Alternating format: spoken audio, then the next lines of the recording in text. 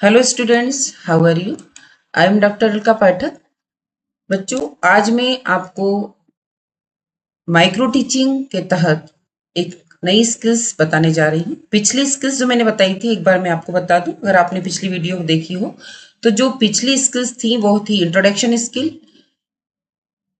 Explaining skills और problem question skill. आज मैं बताऊंगी स्टिमुलस वेरिएशन स्किल, उद्दीपन परिवर्तन कौशल, है ना। हम इसको बोलते हैं स्किल ऑफ स्टिमुलस वेरिएशन। तो ये स्किल जो है, इसका मैं मीनिंग बताना चाहूंगी आपको कि मीनिंग क्या है। विद्यार्थियों का ध्यान बनाए रखने के लिए शिक्षण शैली में बदलाव लाना। ये टीचर सभी शिक्षण करते हैं, लेकिन उसकी शैली में चेंजेस लाना। ओके। उद्देश्य एक रास्ता को रोकना और ध्यान केंद्रित रखना। फिर इसके मुख्य बिंदु क्या क्या है, इसमें क्या क्या बहुत ज्यादा जो जरूरी है, वो आवाज के उतार चढ़ाव में बदलाव। जब टीचर पढ़ाता है तो कोई चीज पे ज्यादा प्रेशर ज्यादा देना होता है, कभी कोई चीज को हमको धीरे से बोलना होता है, तो इसमें आवाज में उतार चढ़ाव होता है। कक्षा में घूमना, है ना। कक्षा में घूमना, फालतू नहीं घूमना, है ना।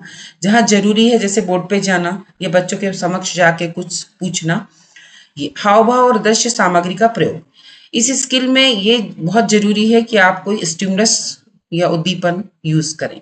बीच बीच में प्रश्न पूछना, बच्चों की समझ को जानने के लिए बीच बीच में बच्चों से प्रश्न पूछना।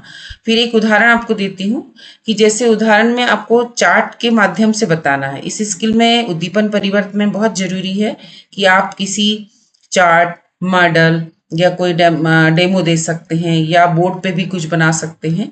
आवाज का टोन बदलना, विद्यार्थी के पास जाकर समझाना। तो ये जो हुआ आपका, ये उद्दीपन परिवर्तन कौशल के जो कुछ खास कंसेप्ट के बारे में था, वो मैंने आपको बताया। अब मैं आपको बताना चाहूंगी जो स्टिमुलस वेरिएशन स्किल है, उद्दीपन परिवर्तन कौशल, उसके जो कंपोनेंट हैं, जो घटक हैं, वो घटक के बारे में बताना चाहूंगी आपको। जो घटक है उसके कौन कौन से हैं। तो घटक पहला जो है शरीर संचालन, है ना, हम उसको मूवमेंट बोलते हैं। तो शरीर संचालन करना, तो शरीर संचालन में हम ऐसा है, जब क्लास में खड़ा होता है टीचर तो वो एकदम स्थिर नहीं होता, तो वो अपने एक्सप्रेशन से बच्चों को वो कंटेंट को समझाने में मदद करता है। फिर भाव मुद्रा, तो भाव मुद्रा जो होती है मतलब जेस्चर्स।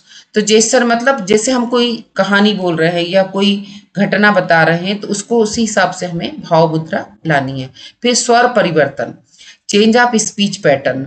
तो स्पीच पैटर्न में हम कोई चीज को ज्यादा हमें जोर से बोलना है, कोई चीज को हमें बिल्कुल स्लो बोलना है, तो हमारी वॉइस में हमें चेंजेस करना है। फिर है भाव केंद्रीकरण, जो है फोकसिंग। तो फोकसिंग में हम कोई भी चीज को जो ज्यादा हाईलाइट करना है, इस चीज को हम बताते हैं। फिर है छात्र शिक्षक क्रिया परिवर्तन। तो छात्र शिक्षक क्रिया परिवर्तन में चेंज इन इंटरेक्शन स्टाइल। तो जब हम बच्चों के साथ संपर्क करते हैं, बच्चों से क्वेश्चन पूछते हैं, तो हम उसमें बच्चों से पूछ भी सकते हैं, उन्हें बोर्ड पे पास में बुला के उनसे भी कोई वहां पर कोई भी मॉडल या कोई भी पिक्चर बनवा सकते हैं। विराम, विराम से मतलब है जब टीचर पढ़ाता और रहता है और एक कंटिन्यूटी में पढ़ाता है, लेकिन क्या होता है कि कभी बच्चे शोर करने लगते हैं तो टीचर एकदम से चुप हो जाता है, या पढ़ाते पढ़ाते बीच में एकदम साइलेंट हो जाता है। क्यों होता है? कि बच्चों का ध्यान आकर्षण करने के लिए। ओके। फिर है नेक्स्ट दृश्य श्रव्य क्रम परिवर्तन, है ना, ओरल विजुअल स्विचिंग। तो दृश्य श्रव्य परिवर्तन से मतलब कि कोई मॉडल है, कोई चार्ट या कोई डेमो के द्वारा बच्चों को बताना और किसी दृश्य को दिखाकर उनको विजुअल बताना। दृश्य के द्वारा श्रव्य और श्रव्य के द्वारा दृश्य में परिवर्तन करना। ओके। देन उसके बाद है लास्ट छात्र सहभागिता, पीपल पार्टिसिपेशन। यानी जब हम कोई भी चित्र बना रहे हैं बोर्ड पे, या हम कोई डेमोस्ट्रेशन कर रहे हैं या कुछ बना के दिखा रहे हैं बच्चों को, तो उस स्थिति में हम छात्र का सहयोग भी ले सकते हैं।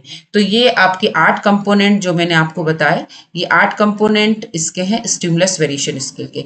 हम आगे चलते हैं, हम लेसन प्लान आपको बताते हैं। लेसन प्लान में जैसे मैंने बताया कि सेंटर में आपको पाठ्य योजना लिखना है। फिर उसके बाद जनरल इन्फॉर्मेशन, ये जो सब वीडियो में बताई गई है, बच्चे का नाम जो पढ़ाने वाला है, छात्राध्यापक का नाम, कक्षा, विषय, कौशल, प्रकरण, दिनांक, अवधि, कालांश और जो उसका सेंटर में उसका लिखना है जो उसका टॉपिक है। ओके, ये तो आपको जनरल सभी लेसन प्लान में ये सारी चीजें जनरल जानकारी देनी है। अब हम पाठ की ओर चलते हैं। इसमें जो 3 कॉलम हमने ड्रॉ किए हैं, इसमें छात्राध्यापक क्रिया, छात्र क्रिया और घटक। घटक जैसे मैंने भी पिछले आपको बताया है, वो घटक का शार्ट में यहाँ पर प्रयोग करना है जितने बार यूज करते हैं। तो हम बच्चों से चालू करते हैं। बच्चों, आज हम आपको प्रकाश के बारे में बताएंगे। ओके, तो जब हम प्रकाश के बारे में बोलेंगे तो हम बोर्ड पे जाके उस टॉपिक को लिखेंगे। तो ये हो गया मूवमेंट हमारा, है ना। कुछ चीजें ऐसी जो लेसन में शो नहीं करी है, क्योंकि लेसन में एक बाउंडेशन है 5 से 10 मिनट का, तो हम इसमें बहुत सारी चीज ऐड नहीं करी जो मैं वर्बली आपको बताती चलूंगी, है ना। तो हमने पहला क्वेश्चन पूछा, अंधेरे कमरे में हम कोई वस्तु कैसे ढूंढते हैं। तो बच्चों ने बताया टार्च या बल्ब जलाकर। ठीक है, तो ये उसने बच्चे ने जवाब दे दिया। तो टीचर ने टार्च भी बता दी उसको लाइव, और बल्ब बता दिया, और उसको बच्चों के पास जाके दिखा दिया, मूवमेंट किया और उससे कोई विजुअल के द्वारा दिखाया। टार्च या बल्ब जलाने पर कमरे में क्या होता है, प्रकाश फैल जाता है। ओके, फिर ये ओरल विजुअल स्विचिंग है। फिर प्रकाश का सबसे बड़ा स्रोत कौन सा है, तो बच्चों ने बताया सूर्य है। तो सूर्य का पिक्चर एक मॉडल बता दिया कि उसमें जो ग्रह हैं पूरे, उसमें सूर्य जो चमचमाता हुआ है, उसको यहाँ पर एक मॉडल बना के हमने बताया और उसमें दिखाया बच्चों को, कि मॉडल के द्वारा बच्चों को बताया गया। फिर नेक्स्ट है प्रकाश देने वाले कुछ प्राकृतिक स्रोत बताइए। तो बच्चों ने बताया जो प्रकाश देते हैं सूर्य, तारे और जुगनू। ओके, तो देन मानव निर्मित प्रकाश के स्रोत का नाम बताइए। तो मानव निर्मित कौन से होते हैं, जो मनुष्य बनाता है। ये जो ऊपर मैंने बताया आपको, प्रकाश देने वाले कुछ प्राकृतिक, नेचुरल, तो नेचुरल में सूर्य होता है। लेकिन मानव निर्मित कौन सी चीजें होती हैं, टार्च, मोमबत्ती, बल्ब, ये मानव ने बनाए हैं। तो बच्चों ने इसका जवाब दिया, जो हमने एक बच्चों से पूछा भी, बोर्ड पे भी लिखा, है ना। फिर नेक्स्ट आपका मैंने जो क्वेश्चन पूछा, दीप्त वस्तुएं किसे कहते हैं। जो वस्तुएं प्रकाश और स्वयं उत्पन्न करती हैं वो दीप्त वस्तुएं कहलाती हैं। जैसे सूर्य, तारे, है ना, जो दिखते हैं, है ना।